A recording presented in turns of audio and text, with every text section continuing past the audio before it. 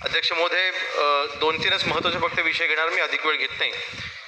गृह विभागाच्या बाबतीमध्ये, भरतीच्या बाबतीमध्ये काही इथे विषय मांडले गेले.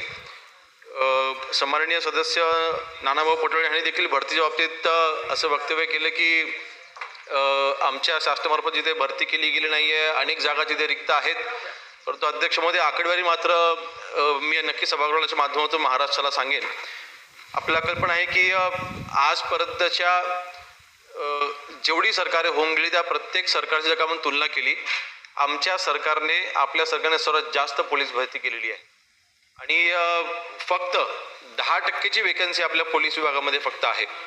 याच्यामध्ये म्हणजे अगदी पोलीस अधीक्षकांपासून ते पोलीस निरीक्षक असतील, त्यानंतर पोलीस उपनिरीक्षक असतील, पोलीस अंमलदार असतील, असे मिळून एकूण 2,22,607 एकूण ही पदं आहेत.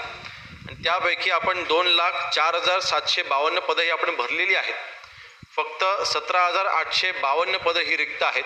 म्हणजे जवळपास 10%पेक्षाही कमी पदं ही आपल्या पोलीस विभागाची रिक्त आहेत. आणि म्हणून पोलीस विभागाच्या मार्फत आपण ही भरती आपण करत आहोत. आमच्या सरकारमार्फत आम्ही भरती करतोय. आणि त्यातही ह्या चालू वर्षामध्ये आपण ह्या 17,852 जी रिक्त पदं आहेत त्यापैकी जवळपास 13,000 पदं आपण या वर्षी आपण भरतोय. म्हणजे आपण वेकन्सी ही जवळपास आपण नील करत आणतोय.